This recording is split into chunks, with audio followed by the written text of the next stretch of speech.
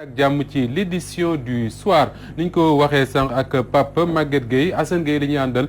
bés bu nekk sax moom lay doon bu waxtu wi jotee Assane maa ngi lay nuyu. bii du net lañ leen tànn di ko waxtaane tey wàllu mburu bi la ñuy waxtaanee Moustapha Diop ndaxte dañ ne dañ koy mburu mi njaayeen yi bëgg mburu bi njaayeen yi bëgg wala sekkee ni nga ko waxee ndax dañ koy yokku li waroon jar wala li doon jar 150 francs muy li ñuy woowee fii kilo mburu muy def 230 grammes dañ koy yokku jëyee ko 200 grammes ni kii démb nag lañ jël ndogal boobu gannaaw benn waxtaan boo xamante ni comité national de la consommation mburu mi la ñuy yokk wala njëg gi njëgu mburu gi la ñuy yokk bu yóbbu ko 200 francs di doon jar 150 mooy jar léegi 200 francs mooy li nga xamante ne moom mooy décision bi ñu jël ni ki démb waaye nag internet di ku nekk am nga noo ko jàngatee. dinañ ko waxtaane ci kanam boo ci jógee Assane ñu daal di ànd seet li nga xam ne moo gën a fës ci lii revue de la presse en ligne waaye nag tey bala ñu àgg ci loolu lépp dañuy ànd ak suñu gan muy Saourou Sène nga xam ne moom mooy secrétaire général bu SAEMS suñu falaat ko ci semaine bi leen ndax ci lañ doon amal seen congrès ordinaire Saourou maa ngi lay nuyu di dalal jàmm. maa ngi lay fay Moustapha di nuyu Assane aussi di nuyu ñi nga xam ne ñoo ngi ñuy seetaan fii ci télévision Walfadjri di nuyu jàngalekat yëpp rawatina seen ubbite suba di profiter au plateau bi aussi remercier tous les congressistes du syndicat autonome des enseignants du moyen secondaire. Alors justement ngeen génn congrès ñi xam ne ni congrès boobu li mu def mooy tegaat la ci boppu syndicat bi mais budul loolu mooy tegaat gi ñu tegaat njiit lu bees lan lañ mën a jàpp ci congrès wu SAEMS boobu la. waaw wax ni rek ñu ngi woon suñu 4e congrès ordinaire et je crois que dafa nekk la première fois syndicat autonome des enseignants du moyen secondaire ñëw congrès fal seeni njiit à l'unanimité congrès yi mu mës a fekk yëpp c'est des élections dañoo voté kenn gagné mais congrès ci dimanche bi délégué yëpp ñoo jóg ne dañuy acclamer le secrétaire général national muy loo xam ne aussi rafetlu naa ko trop mais mu di loo xam ne tamit itam dama natt ni rek sas bi yokku na parce que lépp li ñu doon xaar ci ñun en tant que secrétaire général national ak bureau national bi nga xam ne moom la ñu teg mu ànd ak man dañ fas yéene quand même mériter confiance boobu wax ni congrès aussi Assane et Moustapha c'est un moment de bilan boo ñëwee li nga xam ne ci ñetti at yi ñu la faloon yaag sa direction il faut nga présenter ko devant le congrès wax li ngeen def li nga xam ne moom ngeen nekkoon di def ak li nga xam ne des na parce que yooyu yëpp boo ko présenté ci la ñuy natt aussi profiter de l'occasion aussi wax ni ci la ñuy fal bureau bu bees parce que ce n'est pas que le secteur bala may ñëwaat ci sa bilan bureau bu bees la ñuy fal nga ne dañ leen a fal à l'unanimité ñëpp jóg tàccu ne yow ak ñi ngeen àndal mën ngeen a wéyal liggéey bi non du ñëpp la ñu def noonu secrétaire général national bi secrétaire général national lañ def noonu est-ce que dafay tekk ne amul woon concurrent bu mën a taxaw jàkkaarloog Saourou Sène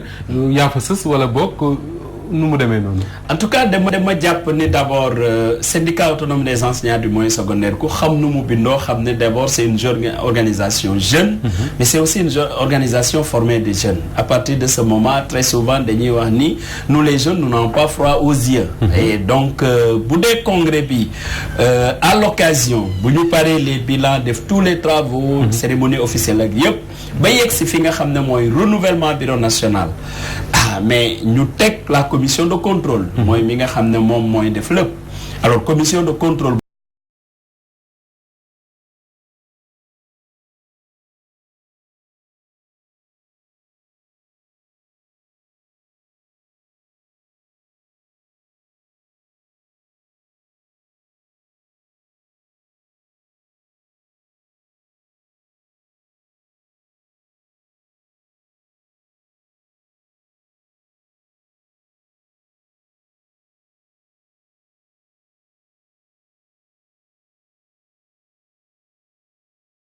demaat élection comme nuñ koy defee ba teg bureau bi yëpp lan mooy sa bilan Saourou Sène waaw ci syndicat bi waaw wax ni xam nga man dama xawoon lancé wu benn défi parce que dama yegg si en 2016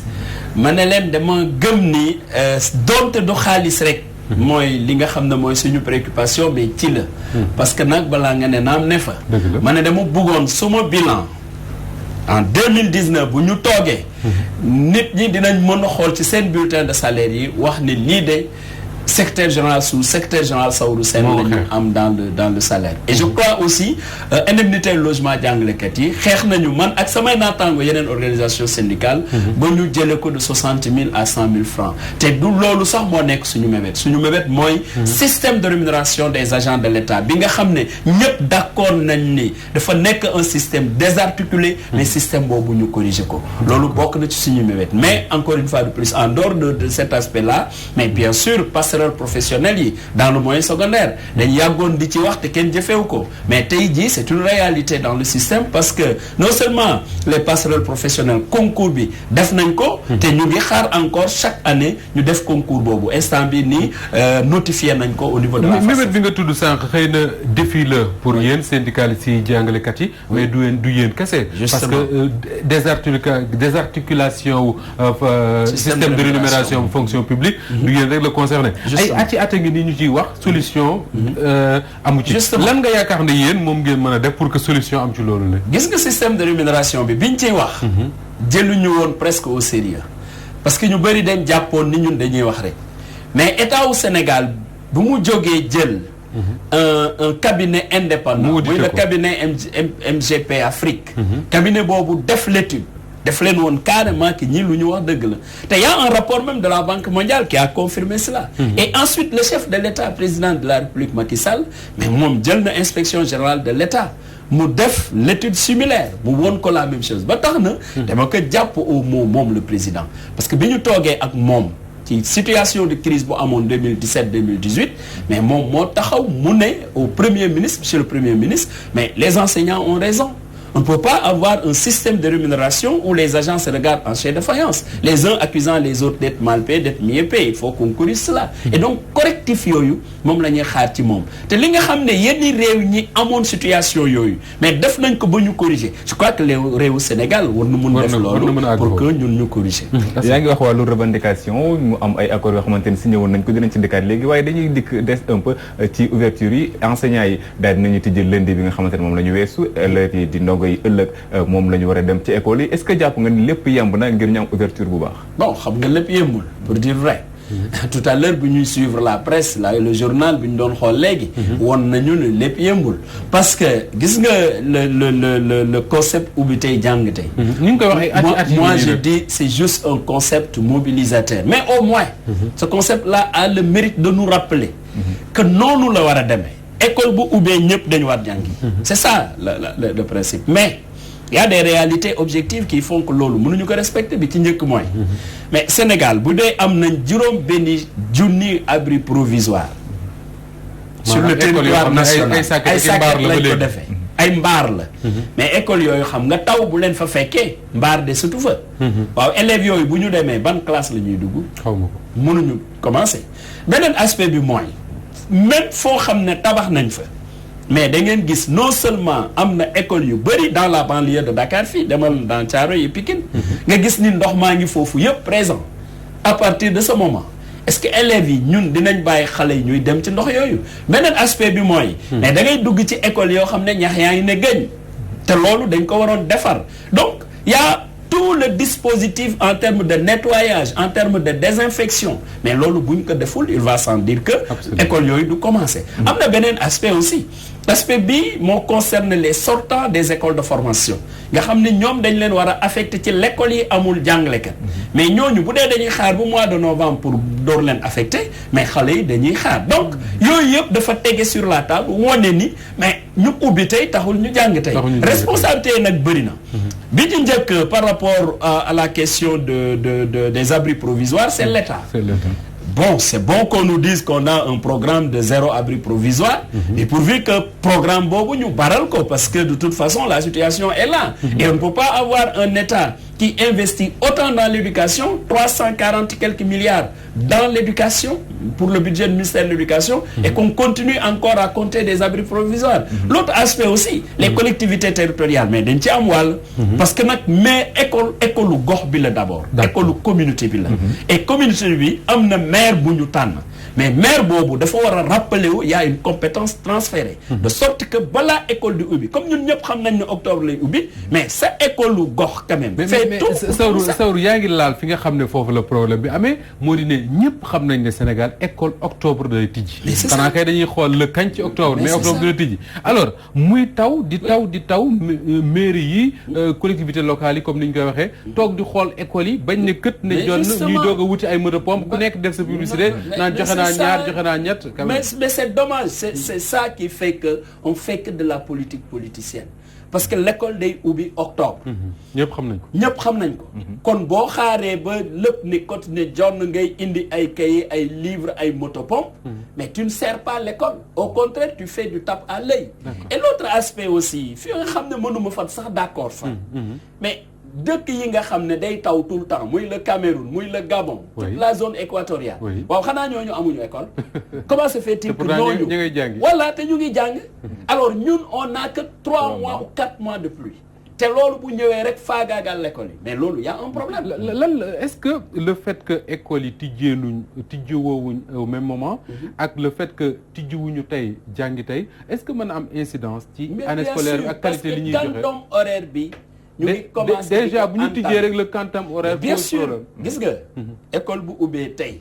lii dëgg mooy nit ñi dem jàngi tey la preuve. mais jëlal les écoles privées yoo xam ne dañ am une bonne clientèle. te dañ fay lu cher. xale bi buy inscrire ñu ne école le premier la ubbi le premier mu dugg classe. alors loolu bu dee ñoom ñooy privé mën ko. pourquoi pas l'État alors que l'État c'est la puissance publique. Absolument. Donc il y a un problème. alors Saourou Sène sànq yaa ngi wax responsabilité État responsabilité collectivité territoriale mais ñu wax seen responsabilité yéen en tant qu'enseignant ndaxte gis nañ ni kii démb waa G20 ñi dañuy boycotter ouverture bu ëllëg bi est-ce que yéen si dynamique boobu ngeen nekk. xam nga man aw ma habitude di fecc sabaru keneen. ñun dañ nekkoon situation fii Sénégal boo xam ne bu ñu toogee ak gouvernement au Sénégal dañuy nekk pas moins de 53 organisations syndicales. syndicats yi rek bu ñu jëlee parole balaa ñuy pare rek presque temps bi jeex na ñu ne lii jëmul kër qu'est-ce qu'il faut faire comme l'école suñu école la organisation syndicale yi Sénégal la nañu organiser ay élections de représentativité processus bi ñu def ko un processus inclusif jusqu'à la rédaction de l'arrêté qui a organisé tout le processus même les élections ñu d'accord ci lépp ñu paree ci loolu ñu jox jàngalekat yi la parole ñu voté sur 50 quelques organisations il y a que 6 qui ont plus de 10%. te 6 organisations ñooñu ñooy interlocuteur état ñooñu ñooy interlocuteur jàngalekat yi dans une certaine mesure parce que jàngalekat yi ñoo leen responsabilisé. waaw bu dee nag loolu am na mais Saourou bu ci bokkul woon mais Saourou mën na jóge këram léegi yeewu woo Moustapha ne ko mais Moustapha dama soxla sa plateau. bu dee Saourou ñaari nit la am mais Saourou lu muy wax ci plateau bi du refléter sur les 2 personnes yu ma am ba loolu tax na. c'est un appel il faut que yéen ngeen jàppale ñu crédibiliser le discours syndical en quoi faisant il y a des interlocuteurs désignés par les enseignants et je sais aujourd'hui le G7 bi ma nekk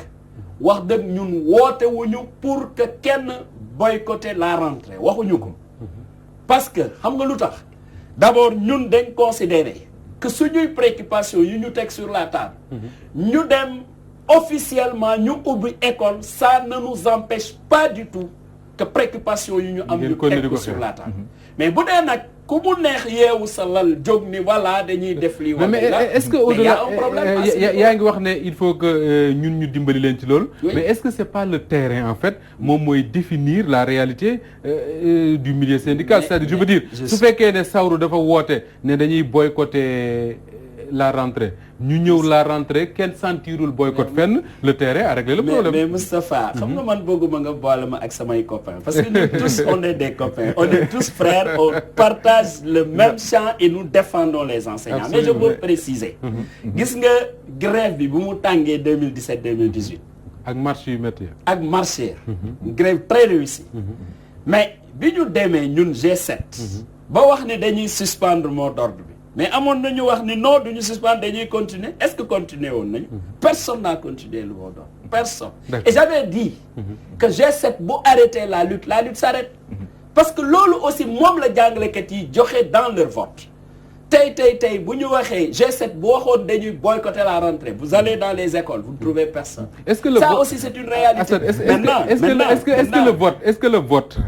des enseignants mënul changer d'une année à l'autre ça je veux dire simplement que ni tey am na ñu bari ñu voté loon SAEM. oui. ba tax ngeen am 10% wala lu ko ëpp yi tax ngeen bokk xëy na am na ñoo xam ne entre temps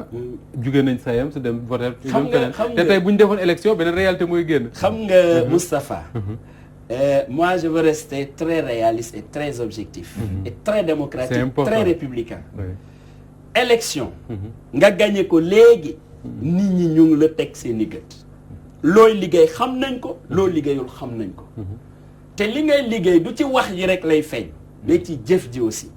Syndicat autonome des enseignants du moyen secondaire que j'ai l'honneur de diriger depuis le 16 depuis le 25 septembre 2016 bu doon adhésion bi ci organisation bi wàññeeku na dinaa ko sentir ma c'est important et ensuite je crois que si on n'avait pas très bien représenté l'organisation si le syndicat n'avait pas très bien représenté les enseignants kon sawru 2019 bii kenn du ma falal parce que les enseignants sont très objectifs kenn moomu la sawru seen sànq yaa ngi naan buggoo fecc sabaru jàmbur waaye sabar bi dañ la siy tudd dañ leen siy xaxar mun nañ ko waxee noonu ndaxte seen conférence de presse bi ñu ngi wax ni G7 jamono ji dañoo nekk de connivence avec l'État ngir xañ yenn ak yelleefu yenn enseignants yi muy wax ni xeex bi xeexoo leen ko ni mu waree. waaw xam nga nous sommes sur le champ syndical et li ma doon souhaiter mooy que au moins parce que dafay am ñoo xam ne dañ leen di wax ni syndicalisme ak politique sorewul kon tey bu dee loolu sorewul xëy na ci petite image boobu mën nañu gis ni nous sommes le pouvoir syndical et eux ils sont l'opposition syndicale ça peut se comprendre comme ça à partir de ce moment mais ki nekk de l'opposition discours am du bokk ak ki nekk au pouvoir li ma bëgg a dolli rek mooy nous sommes loin de tout ça nous voulons objectivement défendre les enseignants et je sais très bien que demain nous avons une rencontre de monitoring avec le docteur Cheikh Kanté et le ministre de l'économie, des finances et du budget sur toutes les questions qui sont liées au rappel, aux impôts sur les salaires. Cheikh Kanté, qu'est-ce qu'il vient faire dans ça? Non, mais Moustapha, ça je ne vous l'apprends pas. C'est le docteur Cheikh Kanté que le président Macky Sall a choisi pour conduire les travaux du monitoring. Parce que c'était le premier ministre Boun Abdallah à l'époque. Mais quand on a supprimé le poste de premier ministre, man wax naa ko ci seen antenne yi nee naa leen loolu day am conséquence ci suñu protocole parce que c'est lui qui avait été désigné pour que mu conduire les travaux. Alors toog nañu at amul rencontre de monitoring. coow li bëri ñu ne leen at boobu xam nañ lan la c'est l'année électorale avec la présidentielle nga xam ne bu ñu bokkoon rek wax ni dañuy grève wala dañuy def lii ñu ne voilà dañ leen instrumentaliser politiquement alors que nous sommes des organisations apolitiques ñu ne comme il y a le calendrier républicain qui fait qu'il y a élection présidentielle laissons les Sénégalais librement choisir seeni njiit. D'accord. buñ ci paree nag ngeen ñëw ñun ñu ñëw te ñooñu dañ pare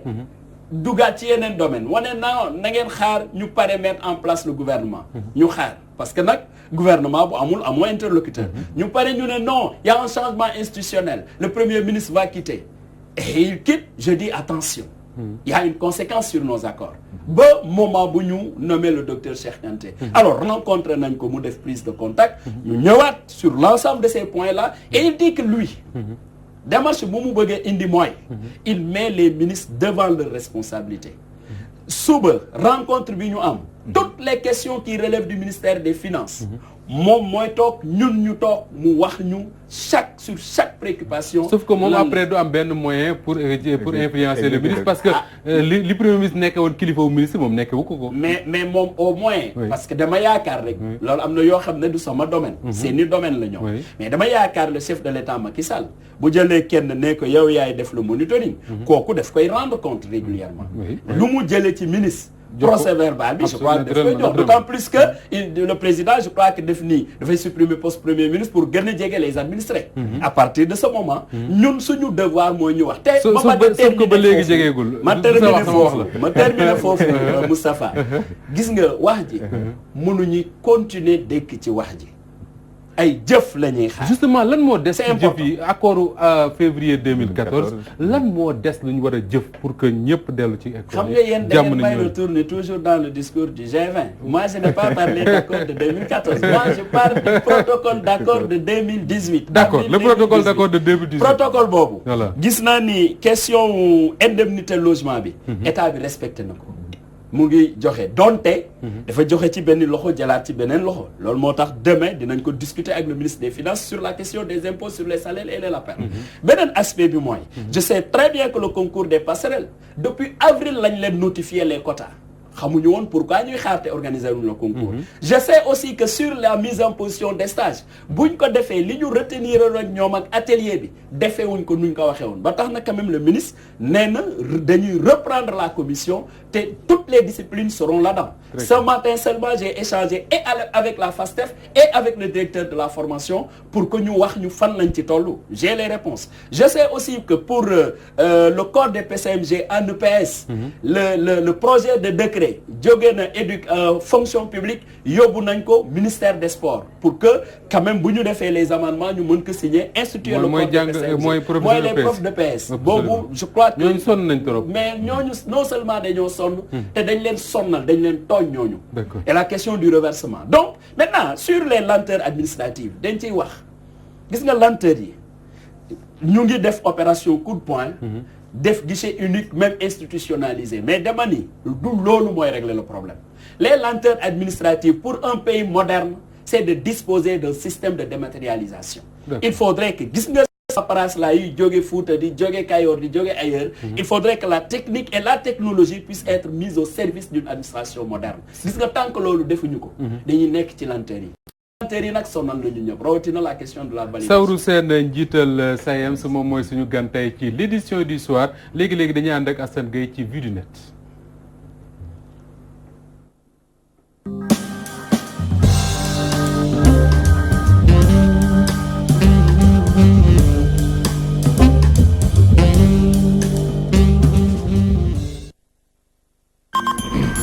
alors Vue du Net Assane tey yaa ngi doon wax ne mburu la ñuy waxtaanee ndaxte am na daal lu soppeeku ci njëg yi.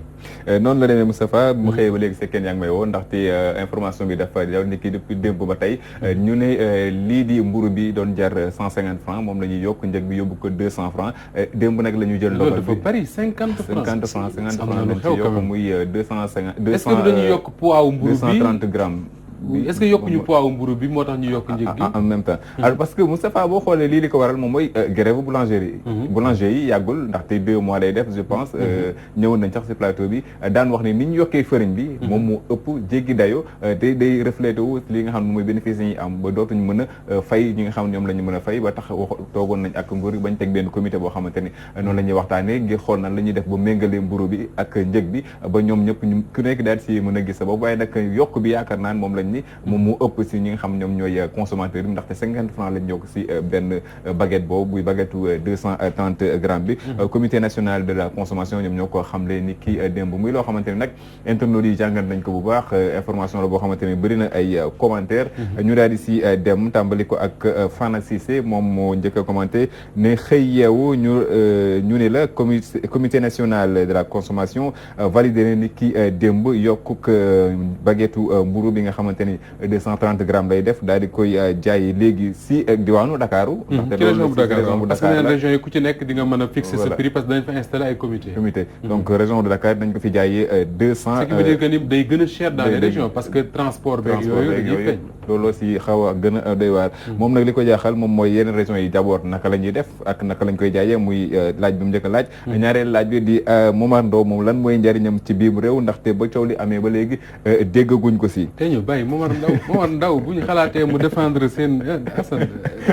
allez-y c'est mieux comme ça Cheikh Sadibou Kébé moom it beneen interne la commenté na jëmale ko ci mbir bi ne yokk mbir bi ci diwaanu Dakar doon na loo xamante ni doy na waar loolu moom ki ngay bañ ñu tudd ko muy Senghor Ndaw moom la tuddati ndax mu nee na moom moo ñu roulé dans la farine moom moo ñu sóob si farine bi ndaxte moom mi nga xamante ni moom moo yuuxu fëgg dana. c'est le seul défenseur des consommateurs du monde qui défend l'État. qui défend l'État et wane na ko. j'en connais pas d'autres. wane na ko si Sénégal ak Moustapha mi loo xamante ne jaaxal na leen ñoom ñi nga xam ne ñoom ñooy internautes yi ba tax na mi ngi ne liñ ci gën a doyar moom mi ñu yaakaaroon ni moom moo fëgg dënam ne moom mooy défendre consommateurs yi dañ koy gis ak nguur gi yaa ngi koy wax sànq mu bokk si ñuy conseiller njiitu réew mi yaakaar nañ du moom sax moom mooy taxaw di génn communiqué wala def déclaration boo xamante ne day dem si lu wuteeg li nga xamante ne moom la nguur gi daal di jël ci ab ndogal Mouhamed Moujtaba Kane moom it commenté ne ko nag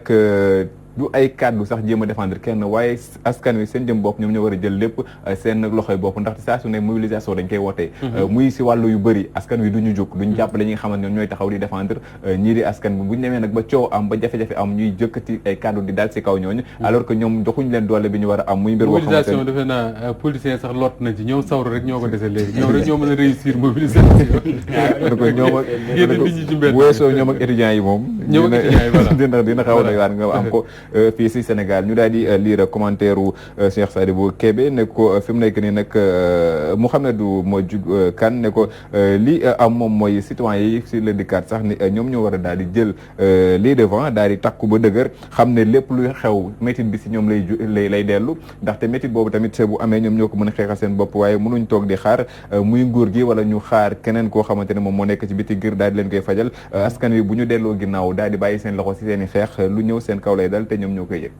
jërëjëf Assane Gueye ci Vue du Net ñu doon waxtaane kon mburu mi nga xam ne nee nañ njëg yi yokk na fii ci Ndakaaru en attendant ñuy xool nan lay def ci ñi nga xam ne ñoo dëkk ci biir réew mi ñu dem daal di jëli li nga xam ne moo mujj ci pàcc bi ñu jagle loolu kàllaamay wolof ci l'édition du soir muy la revue de la presse en ligne Aïcha Diakhaté lañ ci àndal.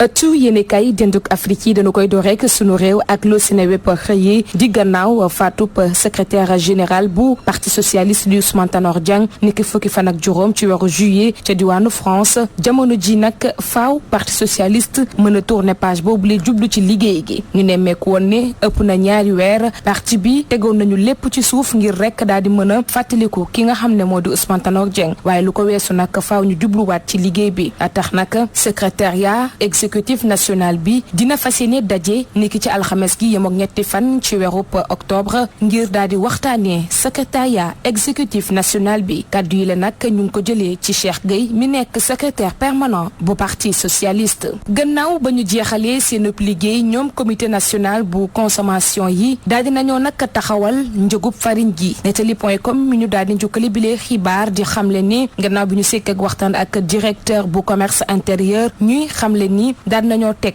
prix baguette farine bi ci 200 francs mu doon xaatim déggoo bi nga xam ne jot nañu ko waxtaane seenu biir ba daal di ci déggoo ci xibaar Walfnet.com moom génn feneen di lu ëpp ci koppar gu takkoo takku la waa Suisse jëlee ci loxoy Théodoring Obiang nekk vice-président bu Guinée équatoriale gannaaw ba ñu koy tuumal ne dafa jëloon ab koppar daal di koy luubal alalam googu nag daal nañu ko teg def comme ni vente aux enchères am na sax ñu ci bëgg a teggugum seenub loxo bu ñu ko dee xayma xaalis bi mu ngi toll ci $4 milliards ci suñuy koppar mu doon vente aux enchères yoo xamante ne nii qualitative lañu ko def ci diwaanu Genève ñu gis ne nag am na tolluwaay bu rëy a rëy ba waa Suisse bëgg a jël koppar gu takku koogu yóbbuwaat ko ca Guinée équatoriale ci njaboot yi nga xam ne seen loxo jotewut seenu ginnaaw xibaar yi nag ñu ngi ko jëlee ci ONG Transparency International mi xam le ne sax Guinée équatoriale dëkk la boo xamante ni bu nu ko dee xayma askan wi da ngay dund ci doxandeem gu métti métti te dara waralu ko lu mooy ger gi ne xuus ci réew mi lee ci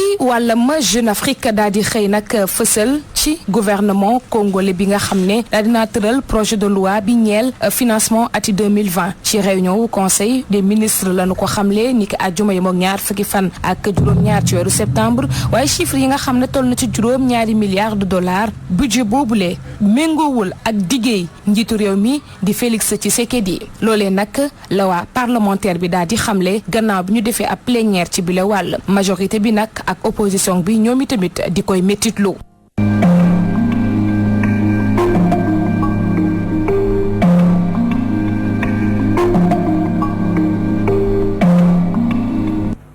canta ngërëm ñeel na ko moom Aïcha Diakhaté. Assane Gueye maa ngi laa gërëm. gërëm naa la Moustapha. di gërëm bu baax Saourou Sène mi nekk suñu gan tey boobu di fàttali moom mooy secrétaire général bu SAEMS léegi ci kanam dinañ ànd yaatal suñu waxtaan ci kàllaamay tubaab ndax dañuy daal dem léegi seeti le journal de 20h ak Ramatoulaye Badiane mbokk jërë ngeen jëf ba ci kanam ak jàmm.